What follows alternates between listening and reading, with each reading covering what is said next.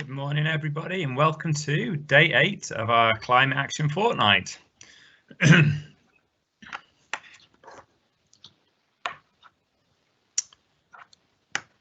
So the video you just watched there was another video from the Love Where You Live campaign from earlier on this year. That one in particular was from Catherine Junior School.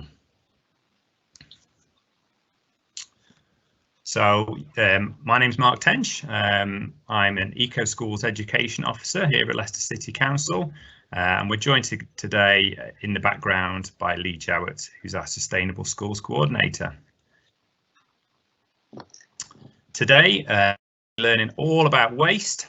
So we've got lots of exciting activities planned. There are 2 videos from Spark Arts called Talking Rubbish. And they're all really ideas for creative activities that you can do using recycled materials. We've got some activities from Sainsbury's all about food waste. There's activities from the Wildlife Trust, which is all about waste-free lunches. You might be lucky enough to be making a t-shirt bag as well from recycled materials. And later on today, just for the adults, is a food waste webinar with Lisa Didier from Food for Life. So we're going to introduce you to our first speaker, who is Lisa Didier from Food for Life.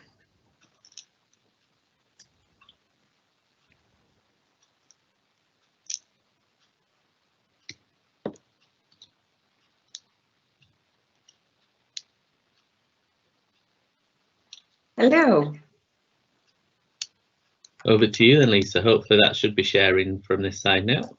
Okay, is that okay?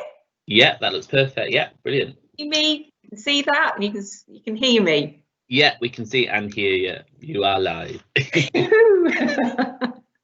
Hello, everybody, and thank you for having a look at this presentation, which is about food waste in school. Now, I am presenting this because, and the title is about interconnectedness, which is a long word, of climate change and health. So I'm looking at food waste as well through an environmental factor, but also a health factor as well. So basically, food is not rubbish, and it shouldn't be. And yet we see lots and lots of rubbish, food on rubbish piles and landfill. And so why are we talking about food waste? And that's what we're saying. We want to reduce food waste so that it also reduces the carbon emissions, and that's the link with the environment. And there's a lot of wasteful sort of carbon emissions when you look at what the energy takes from growing food to getting it to places from where it's grown, to then sorting the food out, preparing the food, and then if it goes to waste, it then goes into the landfill, and then it turns into methane. It's released into the atmosphere. Those are the things we don't want. But you can imagine what sort of waste it is from having something growing to ending up being, methane release when it comes to the landfills site. That's nothing what we want, and that's what it is. It's a negative cycle, and we're going to try and break that negative cycle.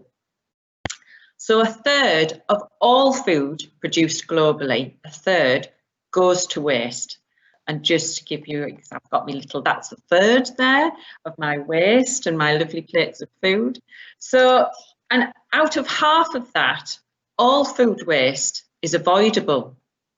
And also this is something that we're in charge of. We're in charge of what's on our plates. We're in charge of what we're buying for our lunch boxes. And these are things that we can make a positive change towards the climate with. So 2/3 of food waste is by consumers and 1/3 by food companies. And this is what that sort of looks like if you're not good at fractions as well. So we always think it's somebody else who is wasting food, or it's big companies who are wasting food, or big shops or anything. But in actual fact, the majority of it is us. We are wasting food, consumers. And the other fact we've got here is that, you know, 13%, and now we're back to England's non-domestic food waste is from schools. And this is something that we can actually have an effect on in school. And obviously, what you know about and learn about in school, you can take that home as well. So I've already mentioned that, you know, waste food goes into the rubbish bin, goes into landfill sites, turns into methane. And that's because of the oxygen. It can't get that oxygen, so it turns into methane. We don't want that to happen. And also, when we reduce food waste, you get a lower greenhouse gas emissions, of course, with that.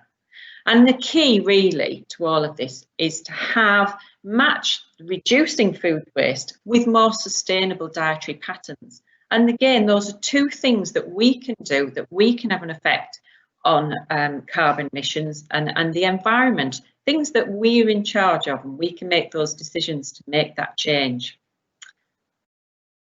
So when talk to children, they always ask about pumping or personal emissions, as we politely call them, because, you know, people say, well, cows are causing, you know, methane to go into the atmosphere as well, and pumping, we pump the same. And you know, cows actually burp as well. We've talked about pumping, but cows burp as well as pump.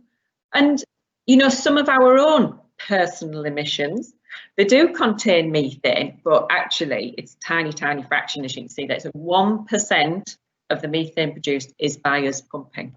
It's not a lot. And so, you know, if we can focus on improving healthy eating and that sustainable diet, which I'll mention briefly, we can improve planetary health too. Previously, I did a presentation on sustainable food, and what we're looking at with that is really reducing meat, especially red meat, and increasing our plant food that we eat. And that's what we talk about when we talk about, you know, sustainable eating. And funnily enough, if we look at what we're eating in a sustainable way, it's actually healthy eating. We're eating more healthily if we can have a sustainable diet. If we're having a sustainable food diet, then we're also improving planetary health too. So it's a win-win situation, and it breaks that negative cycle too. What do we want for our school meals? What can we do in school, in fact? So for our school meals, what we want is to break that little negative cycle. We want from the food to go from the farm right through to the fork to in your mouth, really. We don't want all those processes that I mentioned earlier, from the farm through to the processing and the transport and your school cooks cooking the dinner as well. We don't want it to end up in the school bin. That's one thing we don't want. We want the farm to fork with my happy face. So what also can we do? We need to sort of think as well about food waste, and there's a 5-tier approach, and this goes to all sorts of, you can apply this to various different scenarios. But with food waste, let's have a look. So preventing it, let's try and do that. Reduce, and again, it's about reducing that waste. How do we reduce that? And prevent it in the first place is better. Reusing things, if you can't reuse, then let's look at recycling. And if you can't recycle, then dispose if there's no alternative available. So we really want to look at the top. We really want to prevent the food waste, the number one. So what can we do about it? Again, we've said the things you can do that are in your control about choices you make and the things that happen in school. So what can we do when we're in school? Well, we can measure the food being wasted and see how much is actually going into the bag. And there's different ways of doing that, which you can arrange with your teacher. And, you know, look at this with the school caterers to look at the menu and look at exactly what's going in the bin. And then you can say, well, if nobody's eating the potatoes, for example, because they're too hard or don't like them, or then change the way they're cooked and liaise with those school caterers and your school cooks. That's something that you can do. That's something in your control. Nobody wants the food going straight from farm to the school bin. Everyone wants, you know, the correct way, and everyone wants you to have that lovely food on your plate and like it. So feeding back is important. Ask for less meat on the menu as well. Again, that goes back to when we were talking about having a sustainable diet, and it's that matching up with sustainable diet is a healthy diet, is better for the planetary health as well. And look at, you know, let's improve those initiatives. And you've got lots of ideas yourselves, I know, because I work in schools, and lots of schools have come up with really good ideas about how to improve your health, how to improve the uptake of fruit and veg in school. Really, you should be having 5 a day. And there's ways and means of doing that. Sometimes it might be just presentation. When an apple is really big and you're quite small, some apples are very, very big and they're hard to eat. And if you've lost your 2 front teeth and things like that are difficult to eat. So once things are cut up smaller, then they're better to manageable and more easier to eat. So it might be things like that, simple as cutting up some veg even smaller, just to make things more available and easier to eat. But I'm sure that you've got lots of ideas that you can do within school to do that. And then composting. That's really good for things that you're probably composting the fruit and veg that the Key Stage 1 have as well. Having those peelings and having the leftover veg as well, maybe from the kitchen, to be collected and taken to your compost bin. Hopefully you've got one that's on the school grounds. And that also saves on the food waste that's going into the bin. Compost will be really, really good, because also that saves money, because by the time we get to next summer, things that you've put in the compost bin now, you'll be able to use in your soil to nourish the soil, and also so you can grow things as well and grow food. So really what we're wanting is also to improve your lunch times, and you can be in charge of that. You can form your little group. You can call it anything you like. We say, well, a school nutrition action group, something where you can formally meet. It could be the school council, and it would be looking at what you can do to reduce the waste at the lunch times. These are things that you can do, and you could be in charge of that. And this is just a little list. So if you wanted to form a school nutrition action group, ask your teacher for help. You can arrange to do a food waste audit. I've left a couple of websites there. And also, ask your teacher, you can ask me. And in these times of lockdown and during COVID, I can still help you, because you could arrange to have a meeting with me online. So if you want some help and you ask your teachers, then they can get in touch with me as well, and I can help you with that in school. Thank you.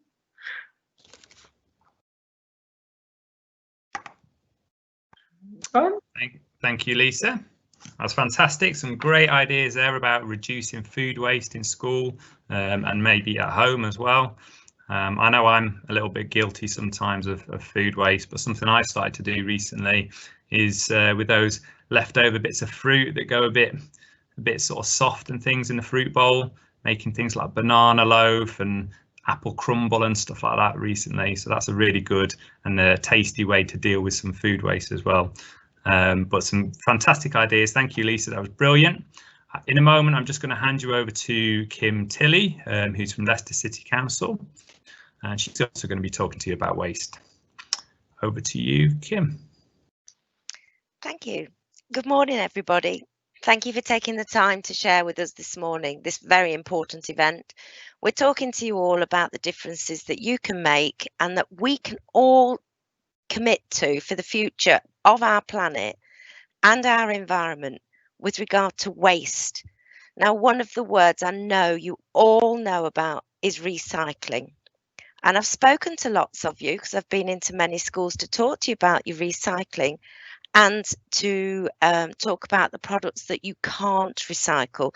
Today, we're going to commit ourselves to talking about what we have at home. Now, I know majority of people who live in the city will have an orange recycling bag at home for their recycling items. And if you haven't ever done that, have a look next time you get your orange recycling bag. You'll see there's some printing on the front of it. And that printing gives you a list of the items that you can recycle from your home in your bags. Everybody knows that some properties, such as flats and schools, may have a bin instead of an orange recycling bag.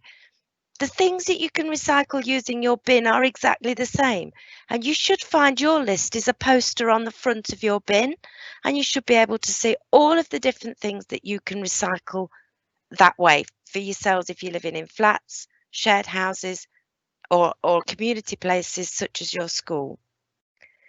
What I would like you to think about, though, is although an item can be recycled, and we're going to say, for example, a pizza box is made of cardboard, and I don't think there is any doubt whatsoever that we can all recycle cardboard.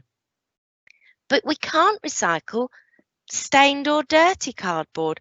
Stained does not mean something that you've drawn on. That's fine, we can recycle that. Stain is something that's been soaked in. Maybe the cheese has melted on your pizza. Maybe there's some grease or some food waste on your pizza, which has been absorbed into the box. Now, pizza companies are very good. They will usually put some kind of grease-proof liner in the bottom of their box. But before you recycle it, can I ask you all just to make sure that there is no grease or anything that's soaked into the box before you recycle it? And that goes for any of your products at school that you're using for your school lunches at the moment, because I know there's been some changes to the way you have your meals in schools, and they're not all presented on your normal plates. One of the most important things, and I've got some facts and figures for you, about recycling in Leicester at the moment is regarding metal recycling. And we sent leaflets to every household in Leicester, and we've done that twice in the last few weeks, just reminding you of how important the resource of metal is.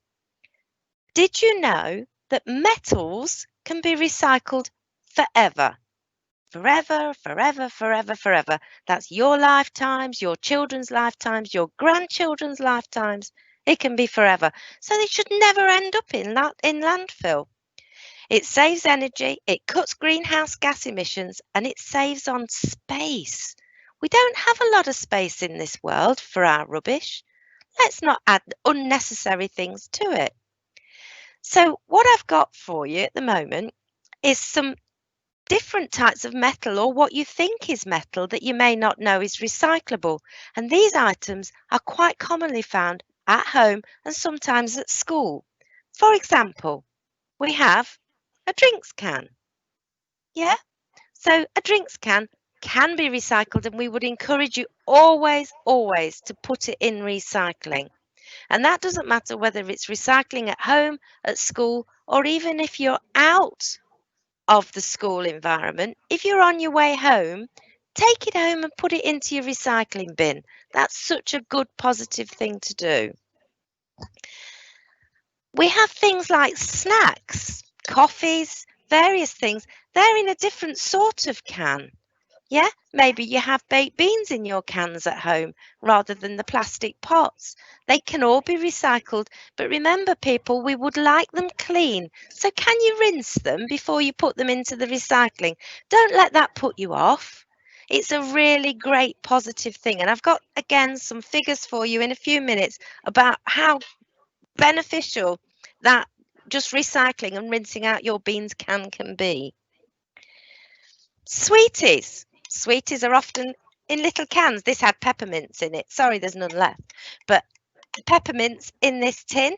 Yeah, this tin can be recycled. I know it's got a little hinge on it. Doesn't make any difference. It can go into your recycling. Here's one for you. This is a wrapper off of a biscuit. It's crinkly and it's very, very shiny. Now that looks like metal, doesn't it? But can you see when I put it in the sun how reflective it is? Yeah? So do you think that could be recycled? Well, here's the shocking thing. No, it can't. It cannot be recycled. Metal foil. Now remember, metal foil would be items that you would perhaps cover things in or wrap things in. Maybe you even have your sandwiches wrapped in them at times. That's more like that. But guess what? That's still reflective. Can that one be recycled? The answer is yes. I'll show you how you can very easily do an experiment to decide whether if it's shiny like these items, you can recycle it. It's called a scrunch test. It's quite good fun. Basically, we take an item, we scrunch it up into a ball, and then we release it. And if the product has what we call a memory, and it jumps back out, it doesn't stay scrunched up, and it's shiny like metal, it can't be recycled. If we take the foil, and I've got a much bigger piece of foil here, if I scrunch that up and I let it go, it stays in a ball. And that can be recycled. And we can do that, recycle it over and over and over again. Now, I bet some of your mums and your dads will say, but that can be dirty when it's been on a joint of meat. And that's agreed, it can be dirty. But on metal, on foil, that's not too big an issue for us. If you were to rinse it, not scrub it, rinse it to get the worst of the fat off, even though it's marked and dirty, you can still recycle it. One of the good things we've done is we've got everybody, especially with big festivals and events coming up and people having lots of sweeties, some sweeties are wrapped, chocolate sweeties that come in tins and tubs. Some of them are wrapped in shiny paper. Now, some of the shiny paper is very, very small. If you can scrunch it, that shiny paper, into little balls, it can be recycled.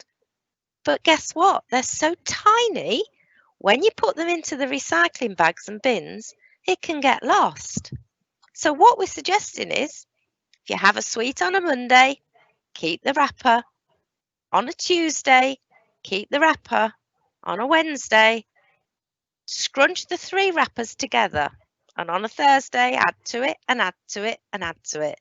And guess what? Very often, you can get quite a big ball of your foil, quite a big one. It can get quite massive, and then you can put it into the recycling. That would be so beneficial because guess what? Here's some facts and figures. I am going to read them. If all of the metal packaging used in Leicester homes was collected, it would save 4,500 tonnes in carbon emissions, which is equivalent to over 950 cars being taken off the road for a year. 1 aluminium drinks can, when you recycle it, saves enough energy to run a TV at home for 4 hours. That's 1 can. So if you put 2 extra aluminium cans into your orange recycling bag, you could operate or power your computer for up to 12 hours. That's 2 cans. So it's estimated, which means we're guessing, but what we're looking at is that over 168 million cans, foil trays, aerosol containers are used every year in Leicester. 168 million. The metal that they come from is endlessly recyclable, and if all the metal packaging that we've used in Leicester homes, the metal packaging, it would help to save 45,000 tonnes in carbon emissions over the year. So we've based all of our packaging items on an average of 600 food tins a year for households.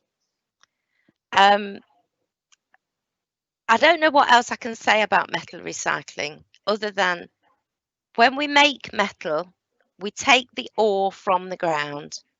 We have to dig it up. That leaves a hole in the ground behind. If we don't recycle, we're going to just have to dig more holes.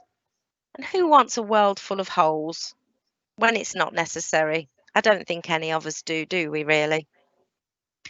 But that's what I've got to say about recycling. I'm asking you to recycle your metal. It makes a massive difference. Thank you for listening to me today. Back to you, Mark. Thank you, Kim. Wow, some really interesting facts and figures there, and yeah, I didn't really realise how much energy can be saved from recycling metal. Just as Kim was talking there, I just had a look at my deodorant can there. It says widely recycled, and I think I'm definitely guilty of putting this in the bin sometimes. So that's something. It's pretty much gone now. So I'll be making sure that goes in the recycling later on. Thank you, Kim. Right. Next up, we've got a video from Whatever It Takes. So they're a group of poets. They wrote a book called Be the Change, Poems to Help You Save the World. So the video will be coming on in a moment. They are Matt Goodfellow, Liz Brownlee and Roger Stevens, and they're going to be talking to you about their poems, reading out some of their poems, and afterwards I'll be introducing a poetry competition. So if we just play this video now.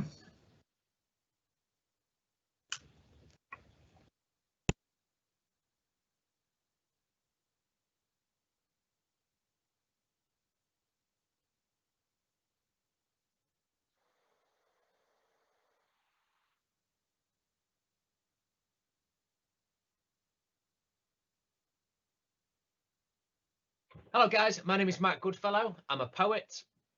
This is my study, which is basically just a bedroom in the front of my house, a little small bedroom where I try to write some poems. I'm going to read you some poems today about the environment and about how we should look after our world and why we should look after our world. And I'll talk to you a little bit about poetry as well, because poetry is a fantastic writing form and it's different to any kind of writing that you'll do in school for some really cool reasons. You don't need to follow the rules that any other kind of writing follows when you're writing poetry. Okay, I'll talk to you a little bit more about that in a minute. So I'm going to read you some poems from this book, which is called Be the Change, Poems to Help You Save the World, and it's written by Roger Stevens, Liz Brownlee, me, Matt Goodfellow.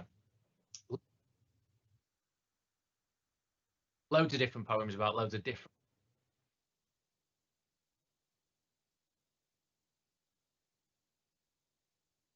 kinds of things. I'll read you the first poem now, which is a poem I wrote. This is called Start Now, and it's about working together, I suppose. There's often lots of talk about the environment. We know the environment is in danger. We need to do something about it, and it's about starting now. So this is Start Now. Be the change you want to see. Walk the walk, stand with me. Take the challenge, spread the word. We can make our voices heard. Every single action helps, with a friend or by yourself. Be the change you want to see. Walk the walk, stand with me. Hello, I'm Liz Brownlee, and I'm also going to read you some poems from Be the Change. This one's about the orangutan. Orangutan. The forest is the world to the orangutan. He seeks no more than nut, bark, insects, fruit and leaves. They are all he needs. He has a gentle hold on his trees. What does he know of chocolate or margarine? His trees do not make them. No, only the oil palms marching like soldiers towards the trees that they say do not belong to the orangutan. Clever and gentle, orangutans are one of our closest relatives, and they are very, very endangered. The forest is being cut down for palm oil plantations. Palm oil is in almost everything you can buy in a supermarket that has been made. It's hard to find things actually without palm oil in, but eating fresh fruit and vegetables and things like that can help. You can help by only buying products that use sustainable palm oil, and also by writing to manufacturers and saying please leave unsustainable palm oil out of your products and put in sustainable palm oil. Hi, I'm Roger Stevens. I'm going to read you some poems from Be the Change. Be the Change. Things not to throw in the ocean. Cans that once held fizzy pop. Plastic bottles and their tops. Plastic knives and forks and spoons. Plastic wrapping birthday balloons. Anything made out of rubber. Plastic bags. My little brother. Have you got a brother? Would you like to throw him in the ocean? Of course not. The very thought. I don't actually have a brother, but if I had one, I know I would treasure him. Indeed. Why is poetry different? Now, I spend a lot of my time visiting schools, libraries, festivals up and down the country, and quite often people are a bit nervous about poetry because they think poetry is something different, and it is something different. It's completely different to any kind of writing you'll do, as I said, but not for any frightening reasons. When you're writing poems, my advice is this. Let's say you're writing poems about the environment. Think about the environment. Look at the world around you. What do you perceive to be wrong with the world? Get a notebook or an ideas book, as I call it. This is my ideas book. If I have an idea for a poem, I'll show you. I put it down in my notebook, and I don't care about getting it right. So when you're working on your first ideas, you're thinking about the environment, you might have looked at a poem in class that you like. You might be thinking about, maybe I could write a poem like that. You smash your ideas down. Look at that handwriting all over the place. Yeah. Whoa. We don't care about getting it right. All we're trying to do is put our ideas down. Smash a load of ideas down about the environment, ways you think you can improve the environment. How can you help? Do all of that stuff, and then just start seeing what you've got. Put this away, come back to it with fresh eyes the next day, and start picking out ideas that speak to you, that talk to you.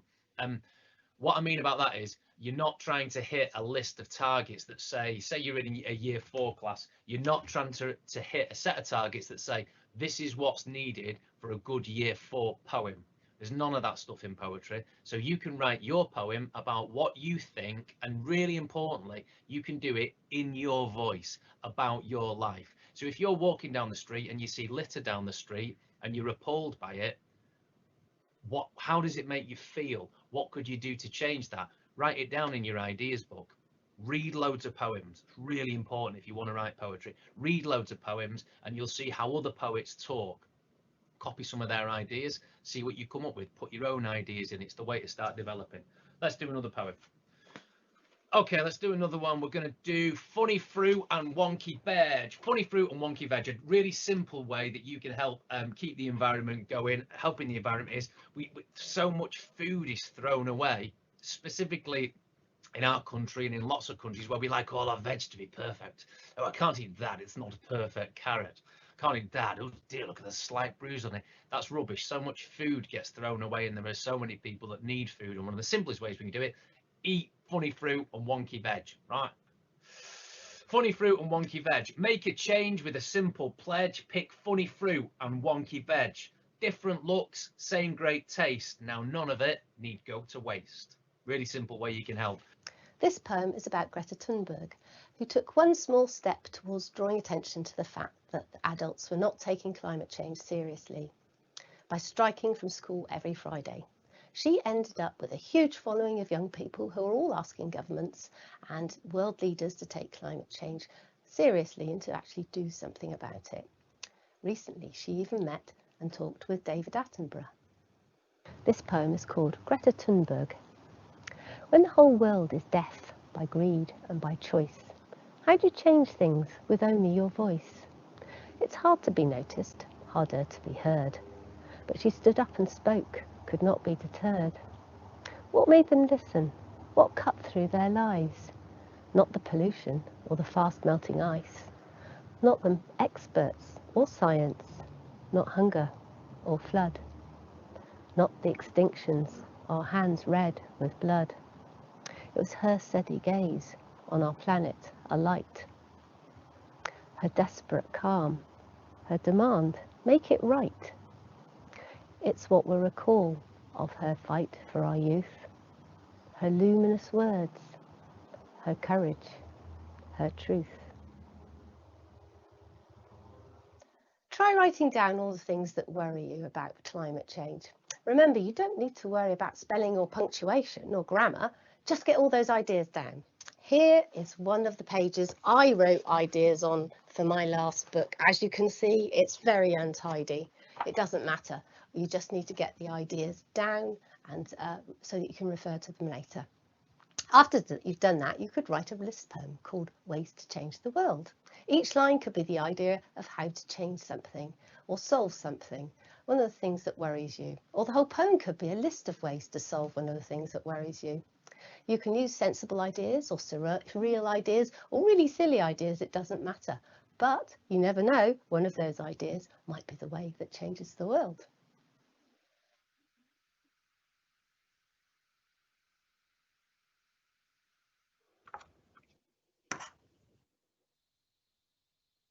Okay, so that was what a fantastic set of poems there, and some really good tips as well. We have a poetry competition here, so whatever it takes, who the poets that you just heard from there have teamed up with us at Environmental Education at Leicester, and we want you to enter an amazing poetry competition. The poem, it can be anything to do with any of the issues that we've done so far during our Climate Action Fortnight, or is still to come over the next couple of days. So it could be about waste from today, it could be about energy, which is still to come, it could be about biodiversity or healthy living, or any of those sort of topics that we've learned about so far. Or it could be just as long as it has an environmental message mainly. Okay. There is a couple of rules, really. It can't be anything more than 25 lines. It could be far shorter. Some of those poems we heard there were only a few lines long, weren't they? And that's absolutely fine. And it could be handwritten, or it could be typed upon a computer. Just remember to give it a title. Remember to give your poem a name.